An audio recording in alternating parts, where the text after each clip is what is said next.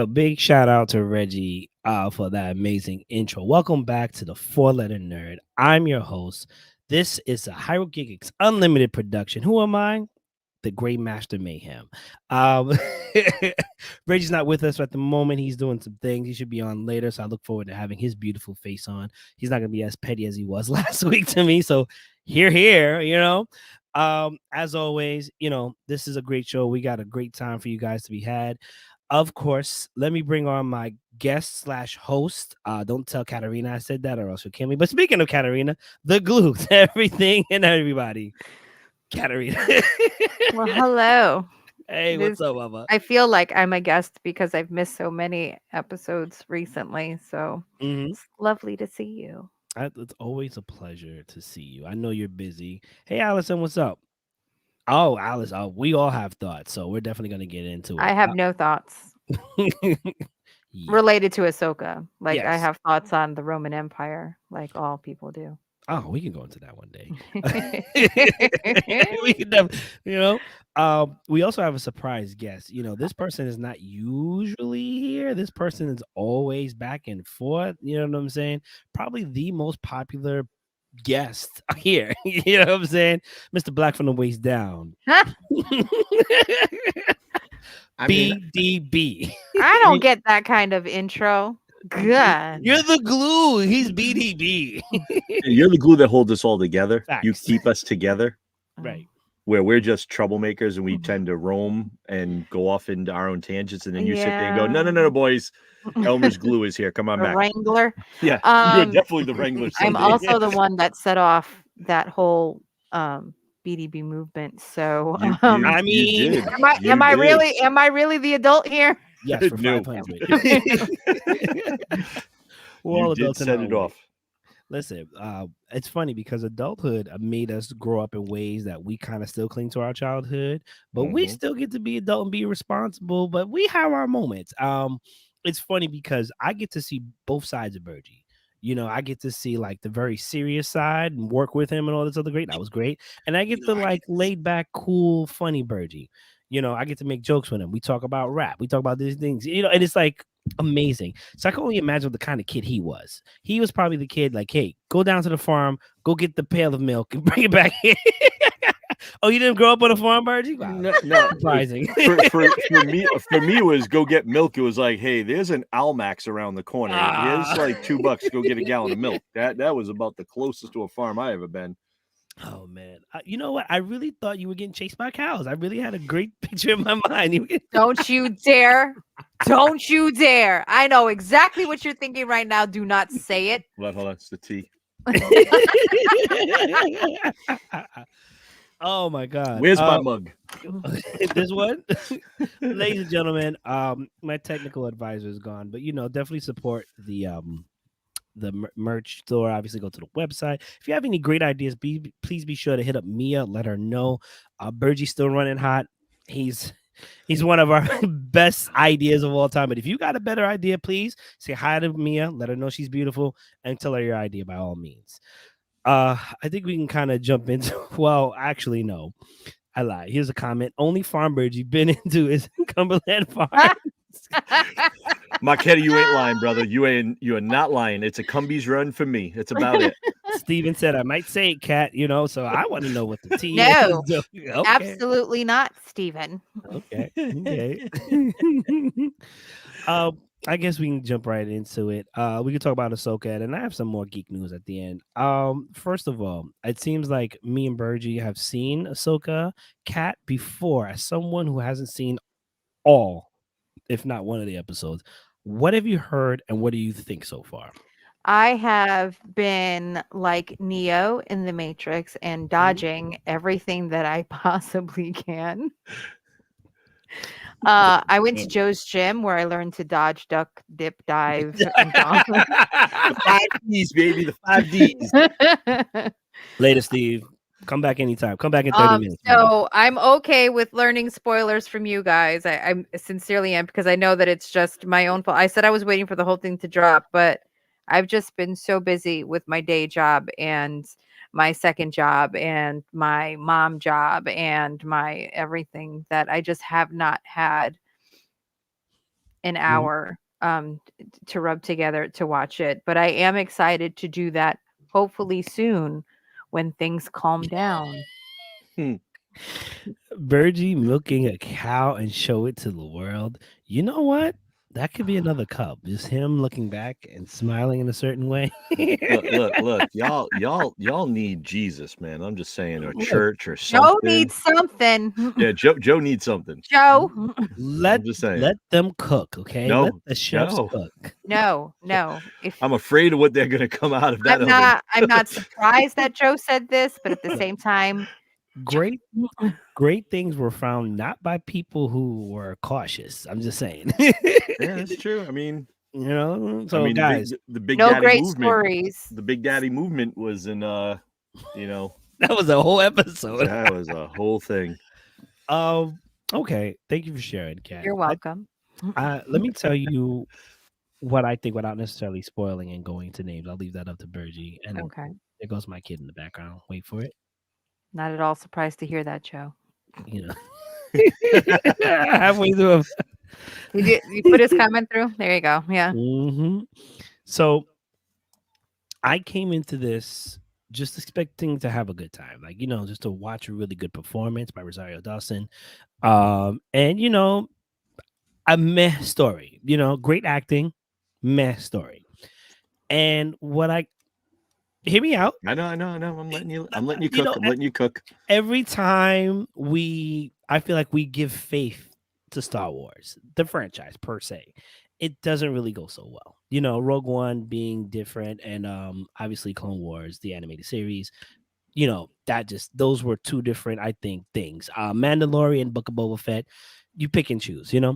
As I've caught up as of last night, because I watched everything and I made sure I rewatched it again. I realize how much Rosario is this person. Oh God, yeah. Is Ahsoka. There are so many key things. She is mystical. She is mature. She's mysterious. She is wise, but she is learning. And they have done so much to make me believe she is her, that if anybody else within the next 5 to 7 years decides to pick up the mantle of Ahsoka, I don't think they'll have any more stories, but let's just say they do. Good luck. Mm-hmm. Good luck. It's like Wesley Snipes' Blade. It's like Neo, Keanu Reeves' Neo. You know what I'm saying? It's just like, even there are certain characters you cannot follow up. I dare say she's on Heath Ledger Joker kind of level. Mm-hmm. You know what I'm saying? It's a really great story. It's super easy to follow. It's not convoluted. Nope. I don't think there's any plot holes, honestly. Great fighting, great effects. It's not like any effects dropped off. And honestly, it's a really good time. It's a really good time. And if I may, I think she's making double-bladed lightsabers, a thing. Mm-hmm. Whereas before it was a Sith thing and they were connected, whereas hers aren't connected. It was there from before, but now it's like, wow, you see it live animated. It's like, I kind of want one. I know I want one. It's so far, I'm giving it an 8. I'm giving it an 8 because I'm waiting to see how it ends. You know what I'm saying? We're still kind of in the middle, so I'm waiting to see how they pull it all together, where it goes. But if it continues the path I think it is, it's going to be a 9, if not 10, 100%. I got no qualms with it, brother. Mm-hmm. Virgie.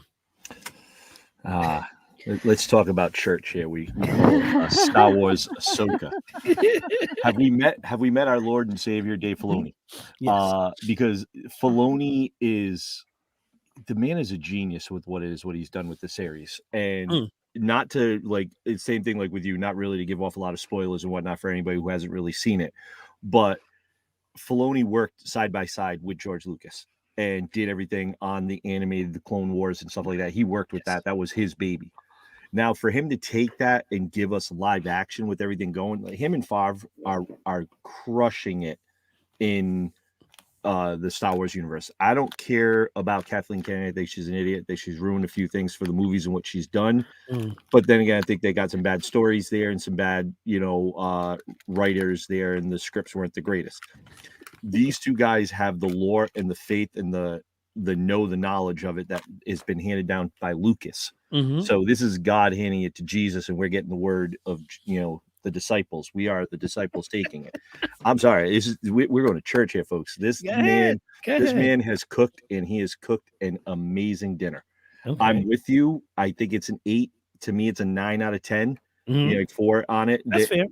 The callbacks and the nods to the animated series with the first episode where Ahsoka was in that right above the tomb where Yes. she dropped her sabers and did the flick Yes. and then she dropped down. That's a nod to what she did in the Clone Wars.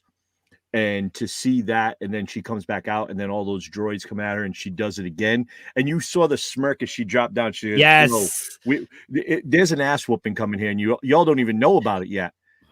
And she did that with the sabers. It was a nice nod that they did there. The image on the wall when they saw Sabine Wren, where it was that's the artwork from the Clone Wars, the last episode. Mhm. That's the artwork from there. So to see that and the cat and to see the Purgus, which Yes. is the whales, the space whales that can hyper speed. And it's funny because what's the guy's name? Ray Stevenson. I can't remember his character's name for a second here. I apologize. I'm drawing a blank on his name for the life of me right now. Oh my god, what the hell is his name? Boken?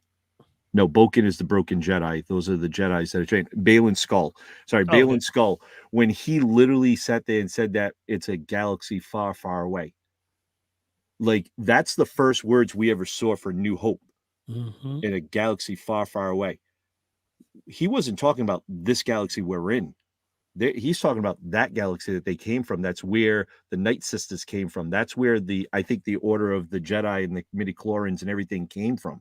I think it came from there, from that. So the stuff that they've done, they've introduced the Boken Jedi, where he talks about the Jedis being trained outside of the Jedi Temple.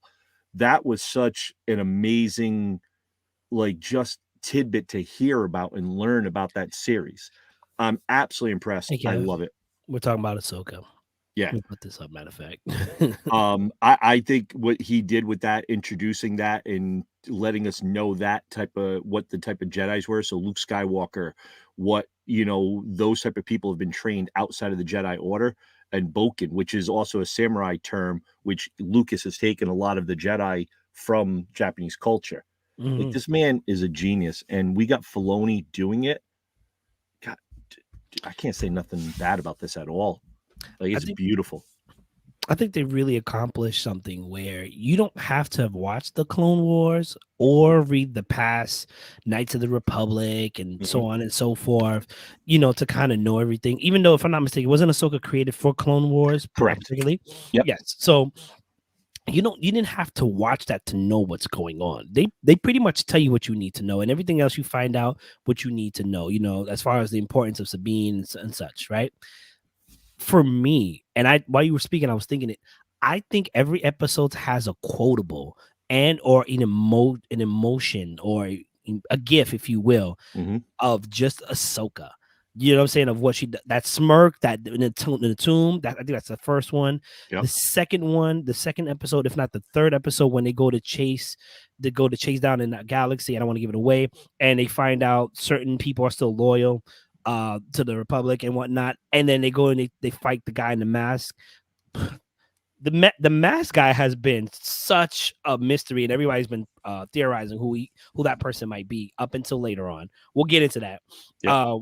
For me, when he throws the lightsaber, we knew it was a guy. So when he throws the lightsaber, his lightsaber, and then he jumps on the ship, and it comes back, and we see it. But Ahsoka doesn't see, and she just steps back boom. She put a lean into it. She's like, "I'm sorry, did you just try to what?" That was such a basic bitch move. Like, did you really just try that shit on me?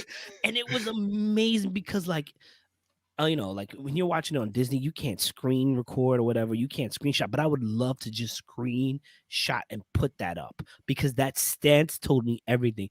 Here's an experienced person of the Force, and she's not to be played with. And she kept eye contact with them and just boom. And you see it go. Woo, woo, woo, woo. If we can get that, video recording, that'd be amazing. So, and obviously, throughout the other episodes, we find out how she feels about certain things and how she handles certain situations. And you know what? To be fair, because I'm catching up on Clone Wars. As I said, I've never finished it. I've got halfway, back in Toonami days, whatever.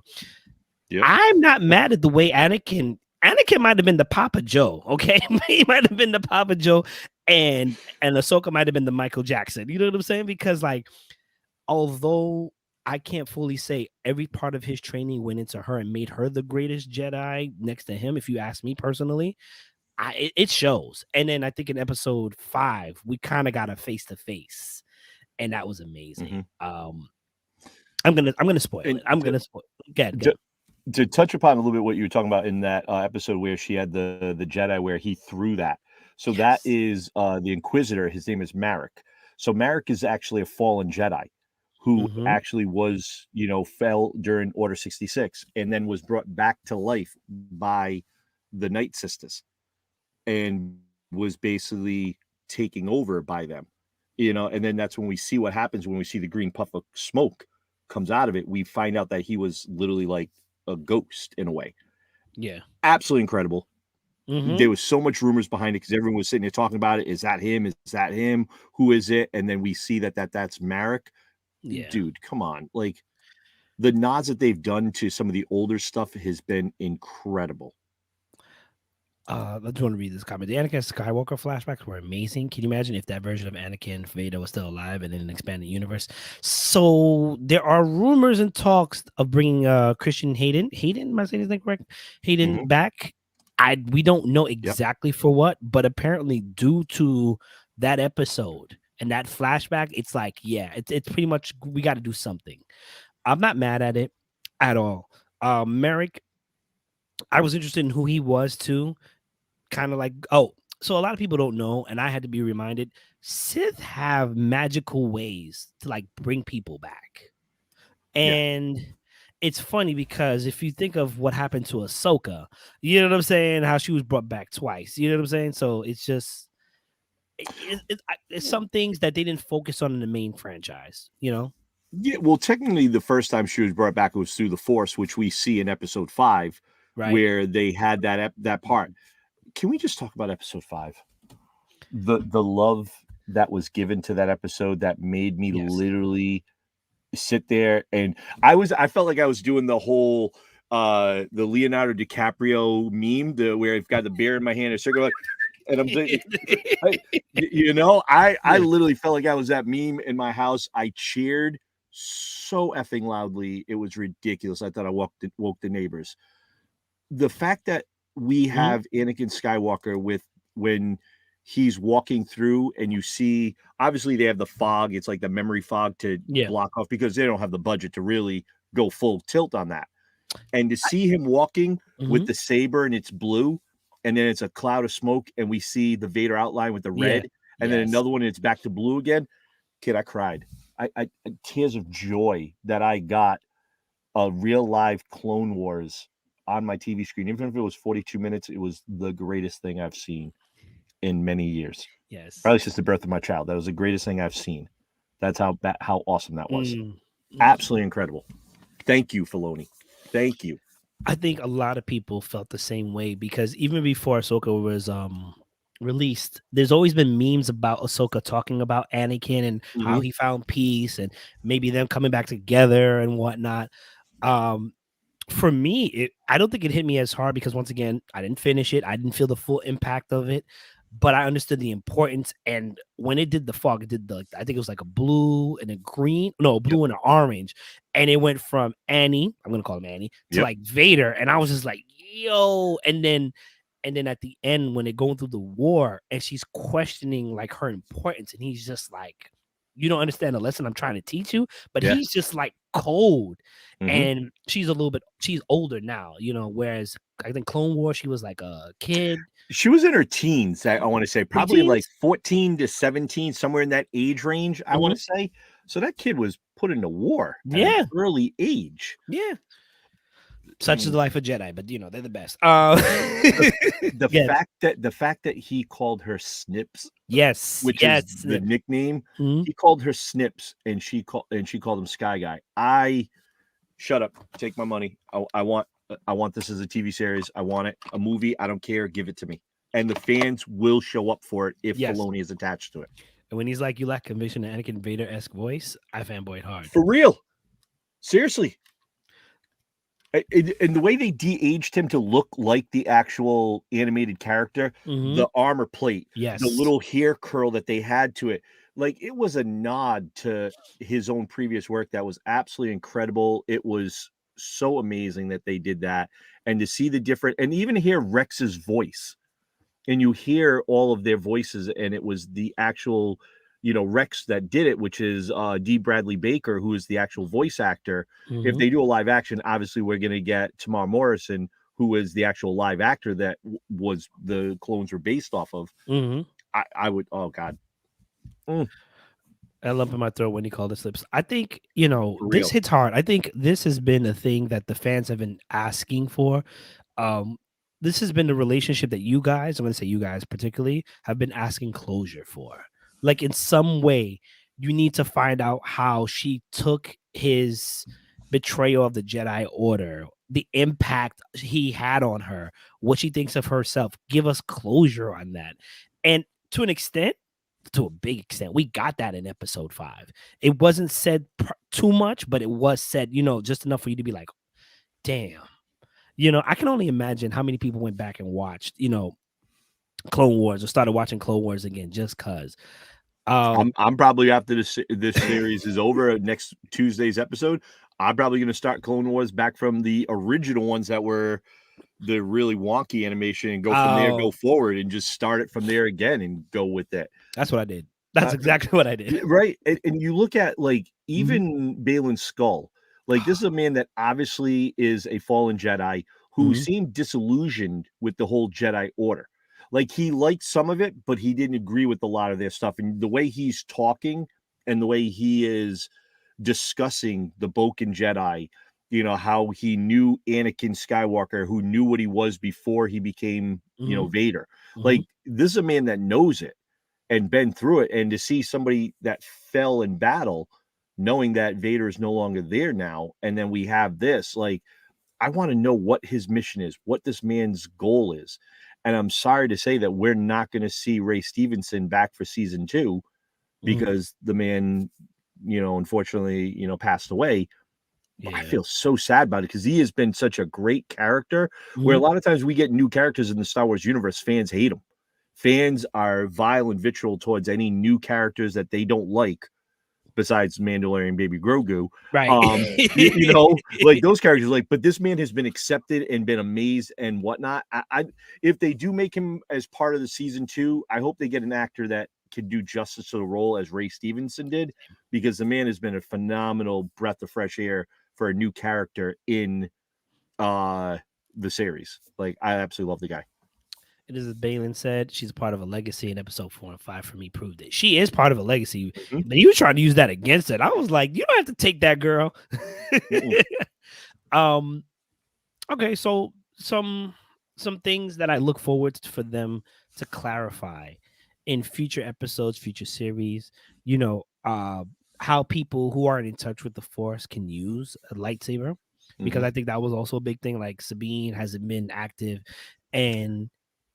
but this last episode, right, a little bit there. So is she Force sensitive, and now it's finally hitting her because maybe she's in this other galaxy, and maybe it's a little stronger there. It's possible too, and then also I think her drive, what she's using the Force for, who she's looking for particularly.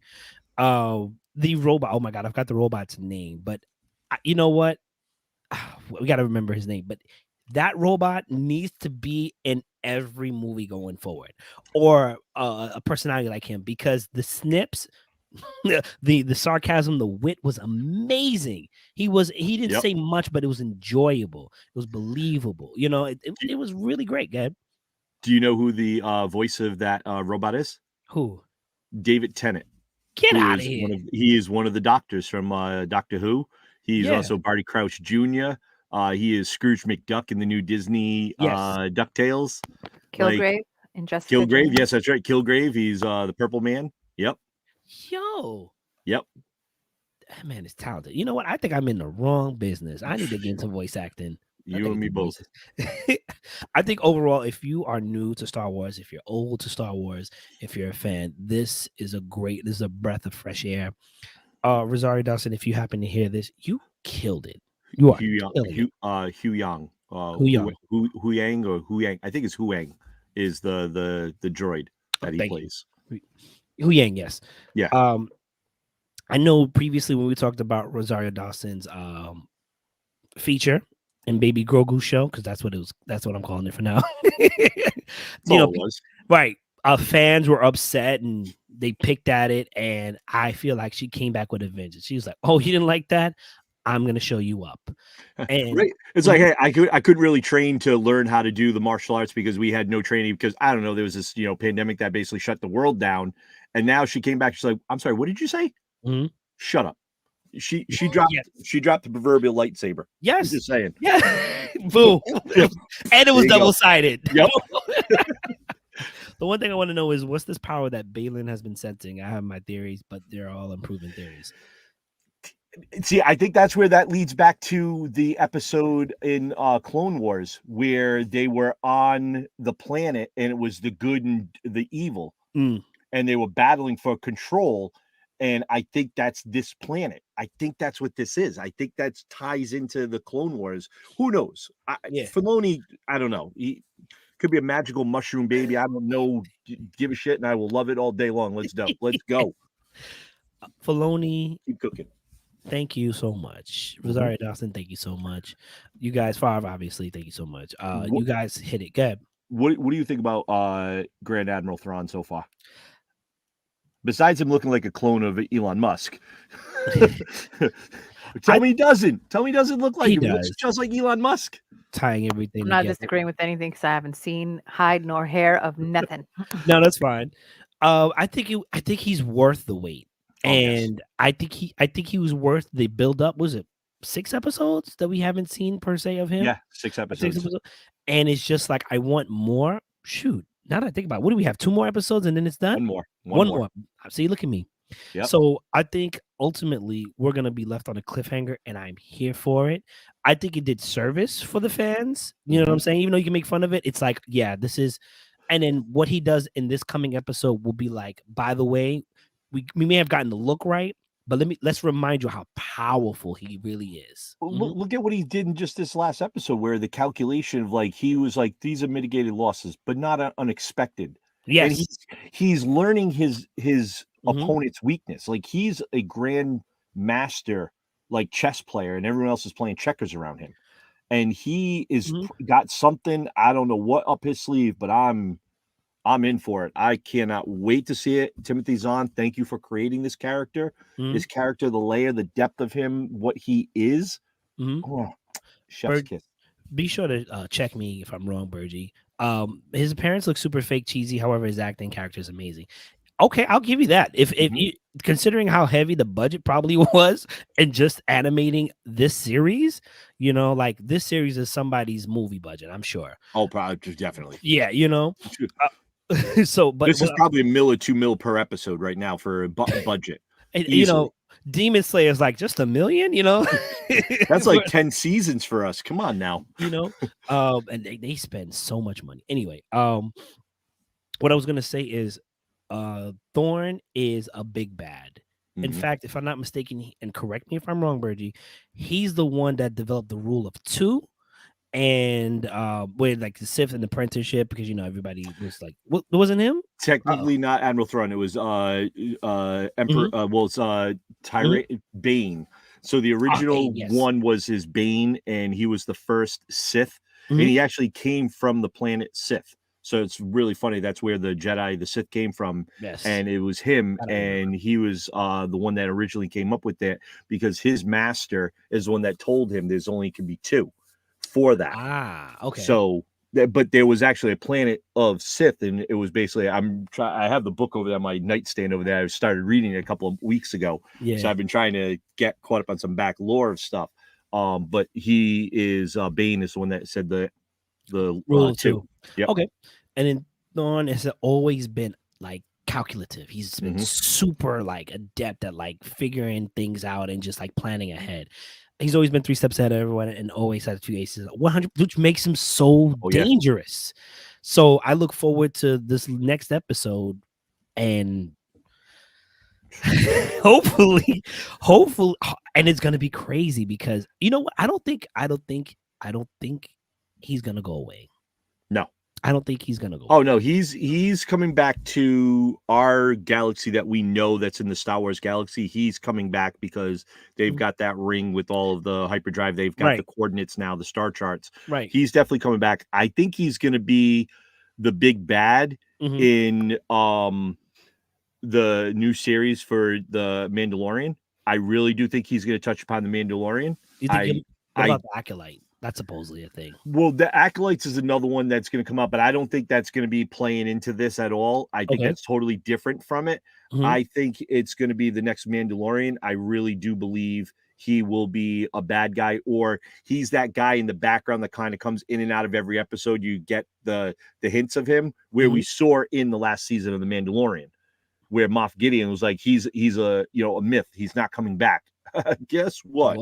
He is. He's here. Yeah, exactly. It's like Poltergeist. They're here. You know, he's here. So and then is he the one that created the First Order for the new 3 movies that we see? You know, and does he get taken out by what the hell is the Emperor Snoke? Like, there's so much stuff that they can do in that time frame. Just let Filoni cook. Let that man have whatever ingredients he wants. Let him go. I think once again, just to kind of bring this, full circle, this is a great starting point to actually building a universe. I still don't agree with Disney and deleting all the Knights of the Republic and all the other books. I tell everybody, I used to walk in this bookstore called Walden Books. They got beat out by Barnes and Noble, okay? And there was a Night Geek selection in which they had all the books there, and I took my time and I read a whole bunch of them, and I got engrossed. Like, not for nothing, Luke Skywalker was a badass. Was a badass in these books. Han and Leia's twins also on their way to being badass. They had 3. No, twins, but then they had the third one. Yeah. So they had the 3 kids. Right. Okay. Jaden, Josiah, and then Anakin. Boom. Hit it with the names. So, I mean, and if everybody wants to read a good book and hear about the 3 of them, the Corellian trilogy is absolutely amazing. And the Corellian trilogy, in the first book, we find out about the Star Killer, technically, which is the planet, which is what they had in the first movie that we saw that was poorly done. If you want to see how it really is, read the book. It was 10 times better. And you find out that Anakin, the third son, the youngest one, is technically like a technological Jedi. So he's more in touch with the force of technology, and he understands it more than the Force. So you find out that he becomes like the savior of the galaxy per se later on in life and everything like that. And as Jaden becomes evil, Jason has to kill him, and it's bro, and Disney just sat there, and Disney just went, "Oh, hey, this was we don't give a shit about need that. it. We don't. Why do we need these stories that the fans are gonna love? Nah, screw that. Throw it away. We're gonna have a giant puppet with a giant neck, and he's gonna be the bad guy for 2 movies. Like, come on. I think they did that because they didn't want to pay anybody. Real talk. Dude, that's what it really comes down to. They didn't want to pay anybody. The royalties. But these books were like award winning. And if you're like somebody who read like John Grisham, whatever, you may not have heard about these books, but they were on the scene. They were award-winning books. I think this is a great start to building a universe. They have their work cut out for you, but when you have minds like Favre and Filoni who are dedicated and knowledgeable, and they've created a great base. Honestly, I think the Mandalorian, it's maybe like another season, and then poof, he's gone. He maybe like in and out. You know what I'm saying? I think the Mandalorian for the stuff Pascal probably has one more season. Yeah. As it, I think, honestly. And then I think they're going to try to move on to this, because I think the Ahsoka series, if you do something as a Bridger, who we haven't even mentioned in this 35 plus minutes that we've been talking about Ahsoka, the man that they went hunting for to find that was able to go toe to toe with Thrawn and defeat him like a child defeated him. Like, we're not talking about that at all. Like, amazing. I think we've talked enough about Ahsoka, and I really want to get Kat back involved because she has been silently listening to us, kind of nerding out. It's like every relationship where, like, you have the lady watching you and you're playing the game. You're like, give me like 5 more minutes. We're jumping in, gang. And she's sitting there reading her book and how to poison And then I'm you randomly just saying UAVs online. Oh my god, that was amazing. Oh, that's an amazing line. Really quickly, it's Hollywood season. It's horror season coming up. It's Halloween coming up. Hollywood season. I do want to say, well, since I said that, please support, the writers' strike. Please support. What am I forgetting? Actor strike. Shout out to Studio A24. As I learned, they were the only ones that were like, this is not egregious demands, and they're still putting out really good stuff. And A24 has been killing it. With these movies. Have you guys seen Talk to Me yet? No, go see it. When you got, I'll give you hood release links. I got you. Well, and the writer's strike just ended technically on Sunday. They're going to vote on it. Really? It ended, or they said it ended? Well, no, they told everyone to stop striking right now. They've told them to stop. They can put down the boards for a few. We're waiting to ratify the contract. Once it gets ratified by the committee members, it's going to go to the full writers, and they expect it to pass with like something like 90 to 94% that are going to pass it. So if that happens, the actor strike, I think, won't be far behind it. And hopefully we'll get back to some good episodes and movies and premieres and stuff like that, because we need it. I mean, this was great for like Studio A24 to be like, well, that's going on. Remember us, boost up in popularity. I'm not gonna lie to you. I'm surprised that in the year of our Lord 2023 going on 2024 that we've had a writer strike and an actor strike, because like these guys literally bring stories to life. I'm not saying you need to throw Mansa Musa money at them, but at the same time, you need to pay them for who they are and the work that they've done. But that's politics. That's going left field. But let's not talk about that. Hold on. It's come to me an agreement. They just need to go with language and see if it's agreeable with both parties so they can push forward. Yep, agreed. I'm looking for. It's a good start. It's a good start. Yeah, it looks very promising. Yes, we do need so much. I'm going to take my time and crack on DC. Hopefully, you get some great writers, and you're forced to pay them their due, so that way, guess what? They can write a great, universe for you, because y'all, cinematically wise, I haven't checked any movies on animated wise. You have been slacking hard body. I will say Blue Beetle was actually pretty good. I'm hearing mixed reviews. Blue Beetle, I thought, was really good. I think it was one of the better takes that they've done on a new character that no one really knew much about and did. I think the thing that is hurting them, and it's the writer's strike didn't hurt them like that. The actor strike a little bit hurt them, where the actors couldn't go out there and talk about the movie. But I think the biggest negative to the DC universe right now has been James Gunn. Speaking of a gun, ladies and gentlemen, please welcome Mr. Reginald Farnsworth. I mean, it doesn't help that I was actually called Farnsworth for a while. Once people found out who Diddy's dude was, they were like, "Oh, you like Farnsworth?" I would dress dapper, and they're like, "Oh, you can dance. You like Farnsworth?" And I'm like, "Oh, you know what? You're trying to make it a down. I'm gonna take that as a compliment." I am sorry, Diddy. I meant that as a joke. I do apologize. I'm sorry. No, you're fine. No, he's turning it into a positive. Don't worry about it. Okay, exactly. I don't want no beef. Welcome. Oh, you don't want any more beef? Anymore? Okay. Really quickly, we were talking about Ahsoka. Did you want to add anything? Bergie went off, and I let him do it. I know he did. Bergie was on the podium. He was just like, "I got this." I had my soapbox out. I was up there, my big old sign. Ahsoka for president. I gotta go against everything Bergie just said. He's wrong. He lied. Mute him. Mute that boy. Mute that boy. Shut him.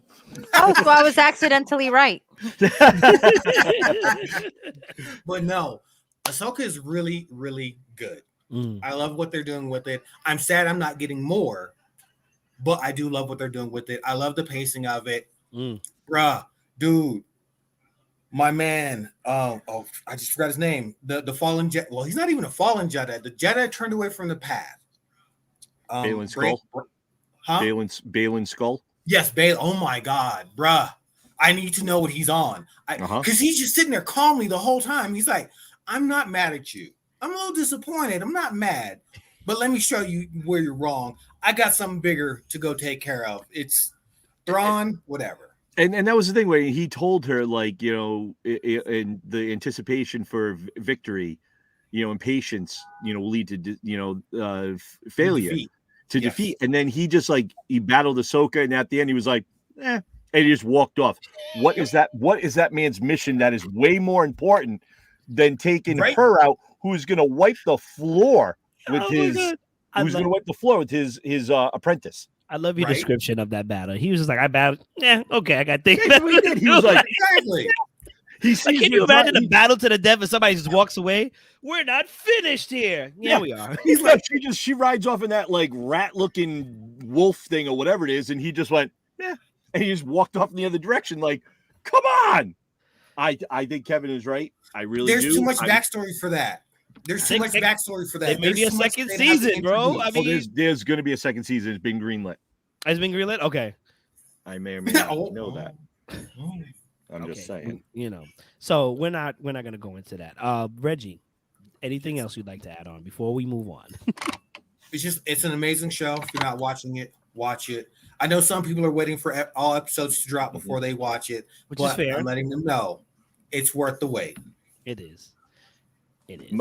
Monday night, Cat, watch 4 or 5 of them. Then Tuesday, finish it. I feel like I don't even have to because you told me everything. No. To be fair, I promise you, we left out a lot of stuff. I'm kidding. I'm kidding. I did say that I was fine with spoilers. Each episode, we could probably go on talking about 2 hours on each episode. You didn't tell me anything that wasn't in Clone Wars, really. Right. So I'll say, and I did watch that. I did not.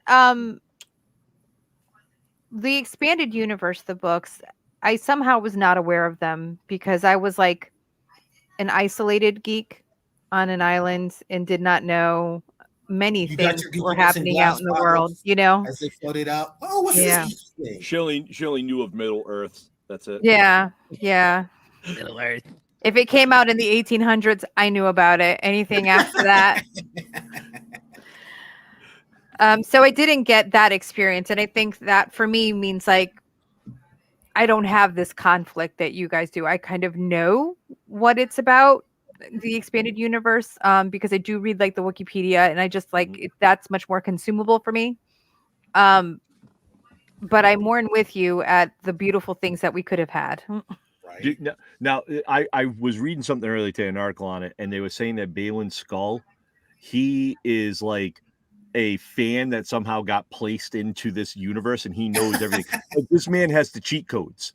Like, he has read the Wikipedia. Like, he knows it all. Like, he knows everything. Do you guys feel like that? Like, this man is like more intelligent than Yoda? Like that type of thing, the way he is? He's giving out some kind of air like that. He's got something going on. I want to know so much about him. I want his backstory. Kev says, so maybe he's the embodiment of one of those elders from where the Force originates, from that planet that you were talking about. Oh God, I was so hope so. Kev said that was the father, the son, and the daughter. You're not Lone Cat. You know what I thought? I thought he saw something like a premonition of sorts, and he knows how it all goes. Because like, so for him to be that calm, he's Moses, and he saw the burning bush, huh? I'm sorry, I have to do this. Papa. yes, my child. Oh my God, no, he's definitely got to know something. Once again, this maybe is the he's series. One of those Jedis that has the intuition to have like foresight to see what's coming. I think nonetheless, this is the series that's going to catapult Star Wars back into its glory where it needs to be and build upon that. I think everybody, whether you're a fan or not, can see that. They just need to close it out right and give us a great second series. You know, no more. Here's the question though. Okay. Is this going to be the last one before we get the Dave Filoni movie? Because this is all the shows are building up to a movie. So, did you see that because of episode 5, where it was done the little girl that played the younger Ahsoka, played Snips, who's also the girl that played Gamora's younger son. That was her? That's her. Yes. For Marvel, right? There is rumors they want to do a 3-arc movie based off of him, Hayden Christensen. They want to DH him a little bit with her and grow through that series up until. So they want to do Clone Wars live action. I am all for it. I don't give a shit what you charge for the movie theater. I'm there. Let's go. You know what? I'm actually for it too, because I feel like they'll give us a little bit more. You know what I'm saying? I'm kind of for it. I don't know how. Maybe we see another wolf and cub. Maybe we see Balin's skull like in that area, and we see where he is, and he interacts with the Jedi, and we get that. Maybe we see what the hell is his name? I can't think of his name for life of me. The Jedi that taught Ezra. Kanan Jarrus. Maybe we see him. Like, it's so much stuff they can touch upon in lore. Imagine if they got Freddie Prinze Jr. to do that. I'm still waiting for him in a flashback. Yeah.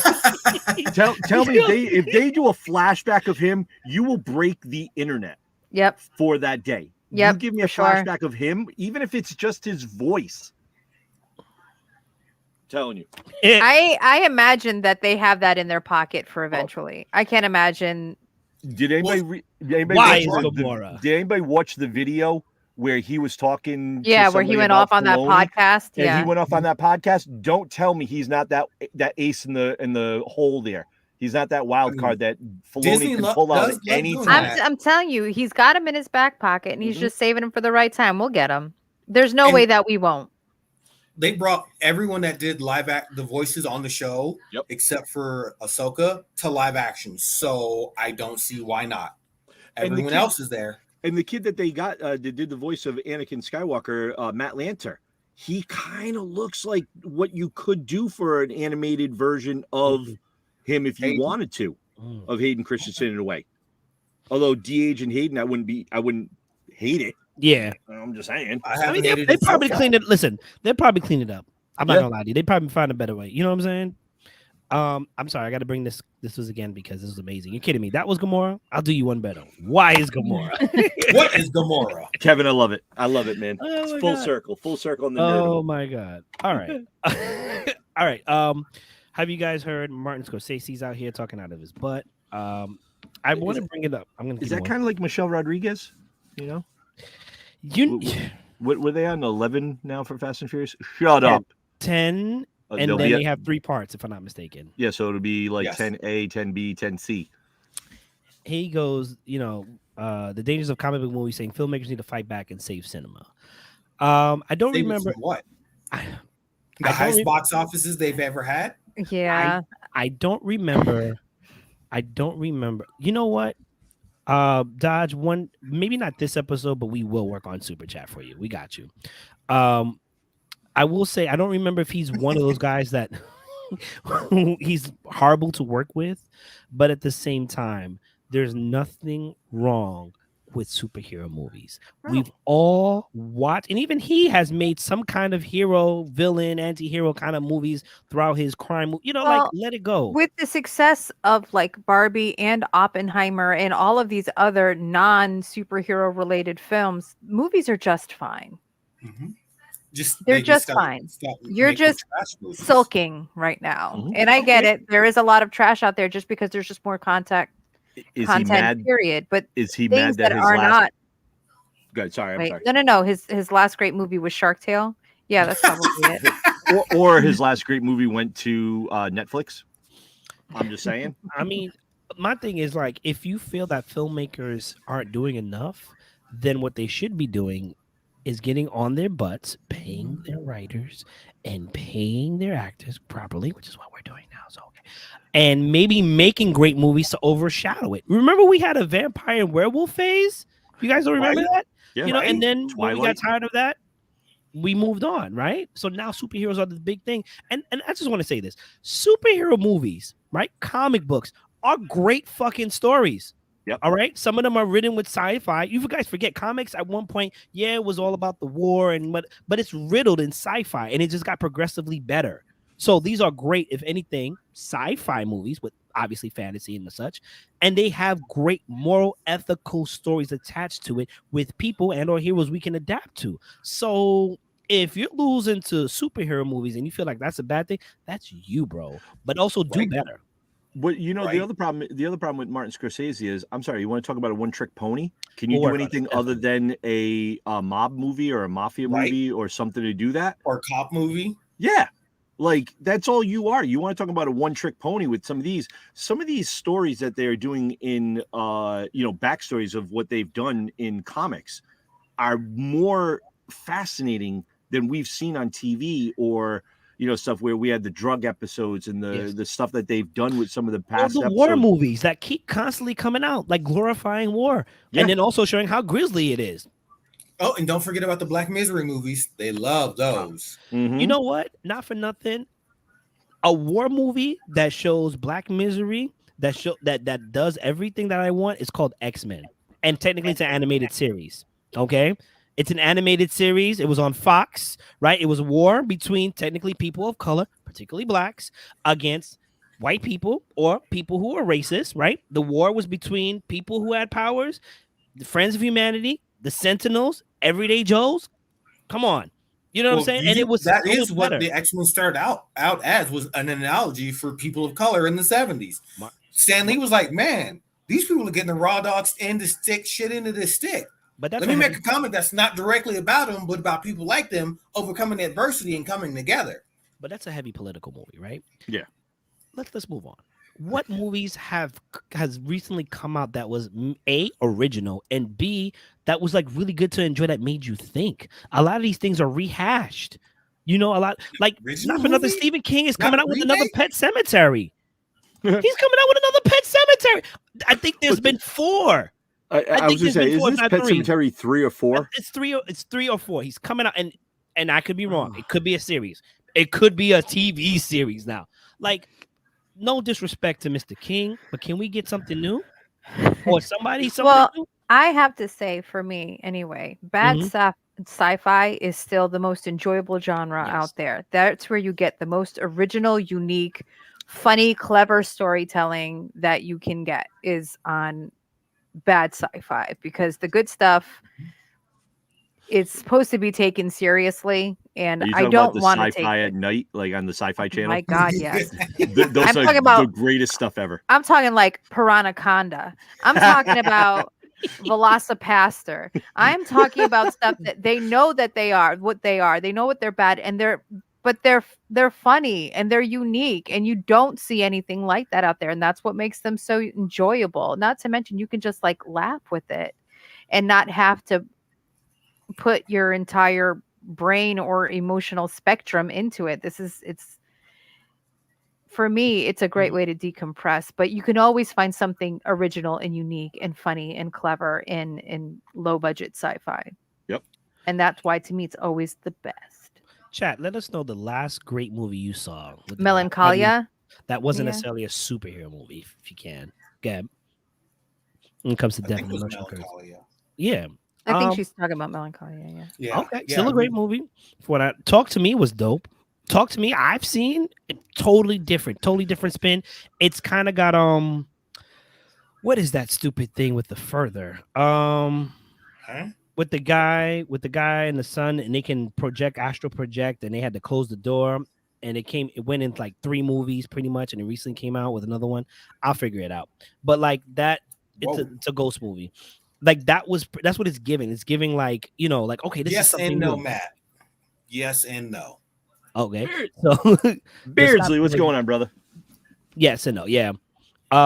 They Clone Tyrone was dope. I still need to watch that. No, that was dope. It had a really dope message at the end. Altogether. I'm trying to think of any movies that really made me seriously at the end. When I was done, I was like, damn, like that was amazing. Like it's been a minute for me for a movie like that.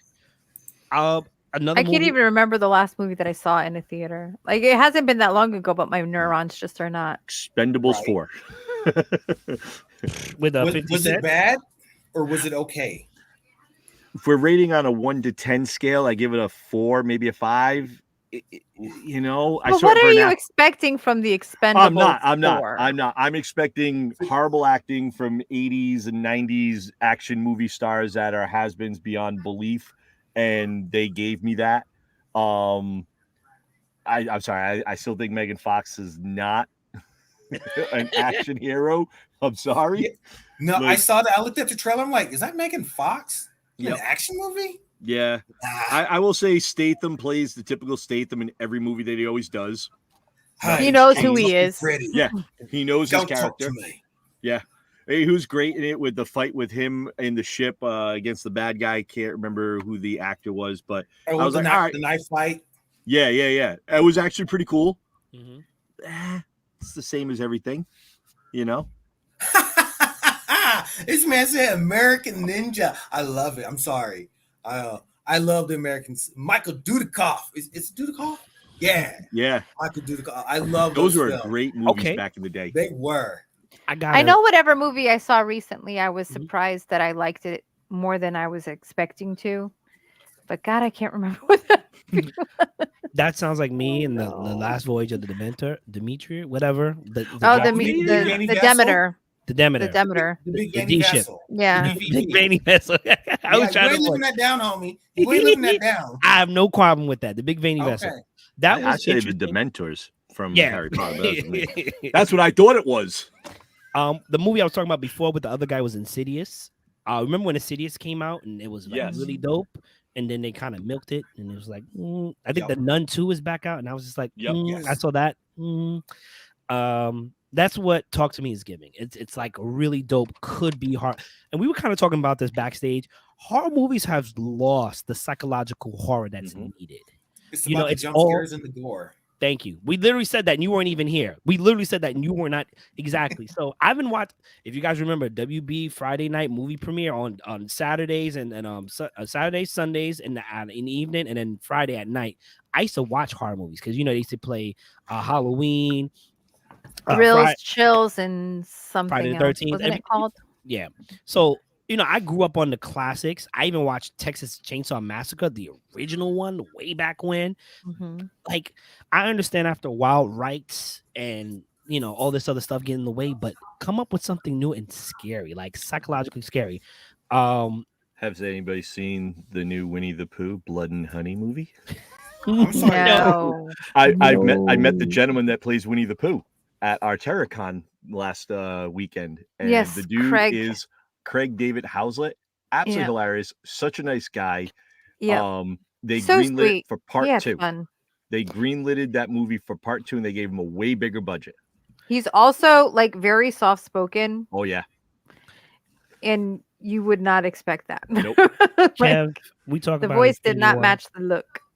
We also talk about Endgame. I just want to say, do you know Infinity War? And I'm probably not the only person that does that. Do you look up videos of when they all come back, like the audience reaction, so that you can hear the crowd like losing their mind, the audience losing their mind as it's happening? Like, I still watch that. If it comes up on my feed, I watch it just to get that feeling again. You know what's crazy? On your left. You have so many like movies, like what was that one where they used to have the camera and it was in the house or whatever, and people were like, "Oh, this is the #1 top rated scary movie."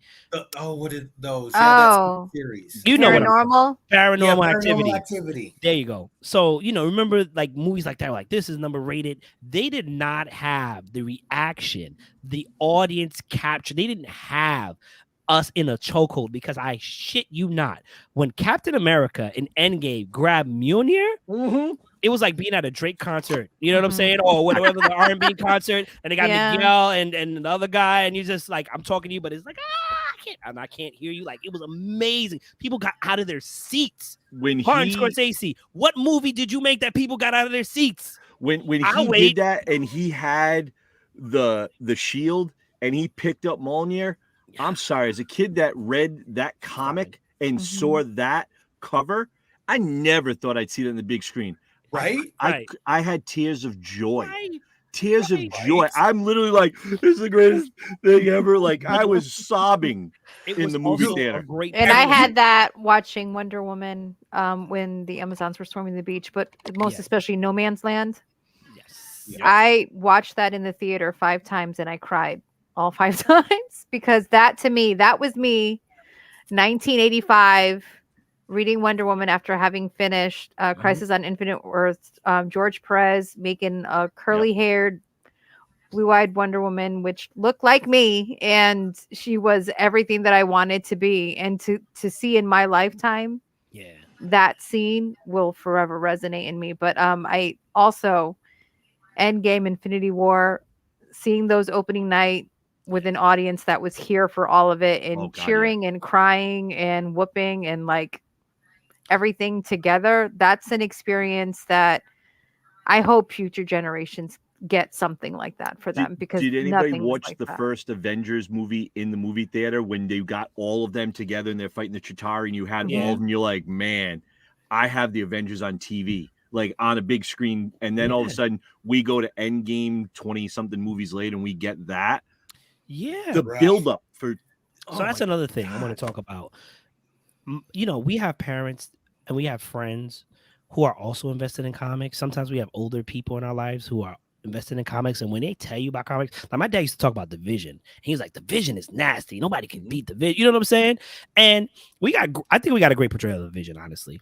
But like, you got to understand the nostalgia that comes with it. Whether you're a 20, 30, 40, 50, 60 plus person in the movie theater, seeing somebody portray possibly your favorite character or team correctly, of course you're gonna do better. The movies are gonna do better. Like when X2 came out and I saw Nightcrawler in the intro, and he fucked up everybody in the White House. Anybody who's read X-Men knows. Not until like later on, Nightcrawler was about that action. They generally paired him with like Wolverine, but he wasn't portrayed like that. He is a God-fearing man who's willing to forgive you first, but he'll throw the hands. You end up being the leader of X-Men. And you won't even see it. Definitely Old Testament, not New Testament. Right. Exactly. So, and the crazy thing is, in Age of Apocalypse, he killed the clone of Deadpool. He literally bamped on his head and threw his head back to him. That was amazing. So, like, to see that moment, I'm happy to have lived to see that, and I'm happy to have that DVD. You know what I'm saying? Fast forward to what we were talking about in Endgame with Mjolnir. I'm just gonna say this: that was a fan service. Because remember in Age of Ultron, we were like, he moved it a little bit. You saw it. You saw it move. And you saw Thor panic when it happened. So we were like, the fan theory was, did he actually lift it and maybe Mjolnir changed his mind, or did he change his mind? And it turns out, so far at least, he changed his mind. Yeah, because he's such a good guy. He was like, "Nah, I won't do it." And remember, we saw that, and then all of a sudden, Vision walks in, and he just hands him the hammer, like, "Here, we gotta go." And I'm like, "No, Cap was the one that was supposed to pick that up, not you." And then Cap does, and then you see his face, like, "I knew it." Like he knew he picked up. That's why he jumped up and grabbed it quickly. He was like, "Nope, I can't let you near that." Yeah. Well, he was like, "You take the little one." Like, and then we get Love and Thunder, where he has the hearts for his.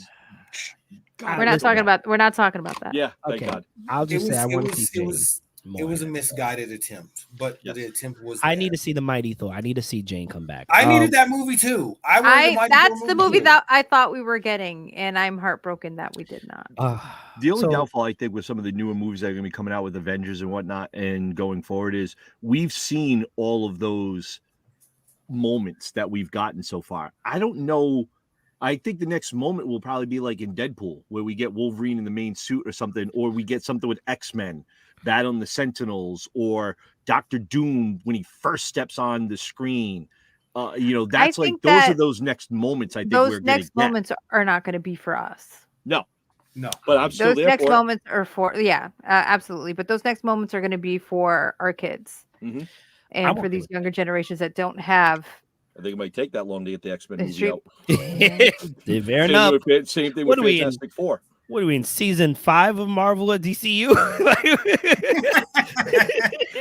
They say phase 5. I feel like it's the college years here. Season 10, really. Yeah, the Marvel universe has become One Piece.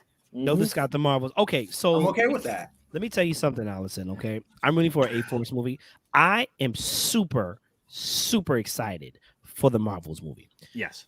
Ms. Marvel, I was talking big. I'm going to keep bringing this up. I was talking big smack, okay? Smacks, the cereal, big smacks, okay? Like, this is going to beat out Wonder Woman. You know who had to cash that check that he ate? Me. I had to reach down and get that and cash it because it did not do it at all. It didn't do great for whatever reason. First of all, a cat gave Nick Fury the eye patch. Oh, God. Oh, garbage. It was not a it was cat. Flirkin. A don't care. gurgling- I don't care. Flirkin. Don't care. Still Whatever. trash. in the form of a cat, whatever. But- And But then to go on okay. that with that, to say it's still to this day, if that was supposed to be the best movie, how is it that Samuel L. Jackson had all the best lines and all the best scenes in that entire damn movie? Because Marvel did not do right by its women. Nope. They None of didn't them. do right by her. Yeah. They didn't, and None of them. But I will say this: moving forward, WandaVision, game, it looked like Allison. they Let's did go. well. They looked like they did well. They did well by the women in WandaVision for the series, Oh God, and yes. and the amount of energy and comedic laughter from the commercials, I think it will be great. I think this will be great. And I'm waiting for Miss Marvel. I Mm. think Miss Marvel is going to totally crush this Mm. movie and bring it to a whole other level. And I really think it's her that's going to bring this movie together with between Photon and Captain Marvel. I think we're going to get that from it. I'm looking forward to it. The first Captain Marvel movie wasn't that great, but I have a lot of hopes for this one. From what we've seen from the trailers and whatnot, it looks fantastic. So Yes. please give me something, Marvel. I need something. To go back to what Kat was saying, I think the next couple of movies aren't for us. I feel like No. the shift is toward the younger crowd, and Miss Marvel is the linchpin in that sense. Mhm. You know what I'm saying? For all that, and don't get me wrong, as an actress, she's amazing. Yep. I think she's an amazing actress. I don't think the script for her series was great, but understandably, that probably wasn't for me. No. You know what I'm saying? So I'm okay with that. I'm hands off. But you got Brie Larson. And you got oh my God, what's her name? How am I gonna forget it? All right, we'll come back to that. You got her on there, and then you're arguably it's looking like she's gonna stand out. It's looking like her script is gonna make her stand out, and it looks like it's gonna be a great movie. Obviously, Samuel Jackson will be there, but we're used to him. We're still mad at you with the Skrulls, but Facts. but oh shit, I'm trying to remember her name now. I'm gonna have to look this up. But yeah, Kamala Khan? Tiana Paris. there you go. I remember Paris. I couldn't remember the other T. So Miss Paris has been killing it too. So like, make it happen. Mm-hmm. And apparently, if this movie does well, they'll fully greenlit, Miss Marvel. So we'll see what happens. I'm hopeful. Nice. There's a lot that can be done with that movie, and I Thank think you it's very going to be much, fantastic. Allison. Goose will always be Chewy though. Sorry, man. Oh, ultimately, Daddy, I finished your helmet and we're bringing it to Rhode Island. Oh, Yes! Ooh, Oh, what that'll be helmet is this? that'll be a reveal I'll have to do on one of the episodes. Okay. Rhode Island. Virgie, not that I noticed, you have a lot of people creating things for you. Right? Take for instance this mug. You can find out. Why do y'all like me so much? I don't know. What You're, is it? Because you're you're, Big you're Daddy like you're, you're just that lovable, huggable kind of guy, like Heavy D. You're just that you lovable, have an huggable guy. award-winning ass. That is true. I do. So the other day I made a post. So where's I, Waldo? Did you yeah, tell the them way about I the made Where's a Waldo? post, and I was sitting there like, hey, because I didn't take a lot of pictures with people. I was like, if anybody has pictures, please, send them to me. Then also people started posting photos of me walking in the background. You see my ass. And then Emily's like, well, you said you wanted pictures of you. I said, where's Waldo? Where my butt cheeks are? Somebody posted a picture, and I even noticed in that picture, Right their here. faces are in the front, and then you see him in the background walking have it away, and I'm right like, oh, here. I know who that is, but I just left it alone. I saw it, Here's and I left it alone. Best ass award. I have it right over here. One on of the top. other staff members tags him in that photo, like ats him in the comments. Like if you wanted a picture of Bergie's ass, you could have just asked him. Jamie has an entire blanket hoodie with pictures of you. It's all good. Yep. I know, I have it. The real cake boss. Yes. Listen, I'm just gonna say what I said in the beginning. Perfection. If you have any great ideas that you think we should do, please hit up me and Shelton. Hit her up, tell her she's beautiful, and say I got an idea. And you know what? Let us know. And chances are in the next 2 episodes, we'll be sporting it. Because I would love I don't think I can wear a muumuu, but like, can you imagine a Bergie Snuggie of sorts? And we're doing a show with it on. I would do it. That would be I would do it. amazing. I would cosplay with a Bergie Snuggie on. Oh God, that's too funny. I don't need all that. Oh, okay. We lost Kat. Oh, she'll be back. Okay. I know what she's doing. All right. Real quickly, it's Halloween month. Are we getting excited for any Halloween movies? I know we got some geek news. I'm gonna keep it light, guys. What are we looking forward to this month? Movie wise, I'm gonna go back to some of my old favorites, my old classics. I want to watch Monster Squad. There it goes. I'm sorry, guys. I gotta. Well, yep. Hold on. Ooh. It looks comfortable. Oh, it is. It is. It is quite comfy. I won't lie.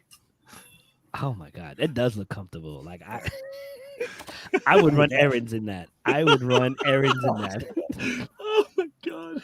Can I get some Crocs with him? Oh god, no! Oh my god, Croc charms. No! Oh my god, Croc charms! Oh god, there's more people with it. Jesus Christ. Oh my god, you two ready? Why I don't have it? Y'all killing me. Why do I not have it? Oh, okay. Mia, I need you to hit my DM and tell me how I can get something like that or get my own. I like hoodies because I can't be left out. I'm sorry. I can't be left out. 2 weddings. One, I got to dress up in Star Wars. Ooh, nice. Buy more legging last. Ooh, okay. Yeah. Everybody's loving it. It's spreading. Well, it is cold. You know, the winter months are coming. Oh, your wedding anniversary is Halloween? Congratulations. Happy Remind anniversary. us so we can shout you out on Halloween. I think we're doing it. She will be at Rhode Island. She and her husband will be at Yes. Rhode Island Comic-Con Nice. this year. Nice. We've absorbed another one of us. They drank the Kool-Aid. They did. Bring a megaphone. We Which actually were reminds me, talking- you need that. You need to send her that link because she wants that damn megaphone. Oh yeah, she wants that megaphone. Stop playing. Emily wants that megaphone. I didn't send it. I apologize. I'll work on it. We needed that for Rhode Island for Terracon. Like they were trying to do something and we needed it. We wanted that microphone and Emily's like, I wish I had that megaphone right The now. lines for TerrorCon were very long, which is Yes. awesome. And a megaphone would have come in handy. Oh god, yeah. But she doesn't just want a megaphone. She wants that megaphone in particular. So if She you wants can that figure out where you got it, Yeah, it was Amazon. She wants I'll to get send, it. I'll send it. I'll send it right now. because Well, I tried looking it up, but I couldn't find one that looked exactly like yours. But then again, I didn't handle it the way that she did. Okay, fair enough. I'll get on it. You know what? I wanted to talk about movies, but I think this is a great time to end this show. We got 2 of our specialists wearing Burgie memorabilia, and I love it. Like, it's amazing. Mia, please hit up my DM. I need this. You know what? So who wants to take us out? Who wants to be the nice person for the evening? Allison. Actually, is it Allison? Samantha. I'm gonna actually DM you. So look out for that so I can give you the megaphone link. Okay. Yeah. Amazing. Who wants to take us out? Ladies and gentlemen, boys and girls, everyone of all ages, you are all accepted here with the 4-letter nerd, a Hierarchy Gags Unlimited production. Thank you for watching. This has been Raw Sun God with Mayhem, Big Daddy Berger, and Lady Katarina. We appreciate you being with us every week. Come back next week. We'll do it all again. We love you.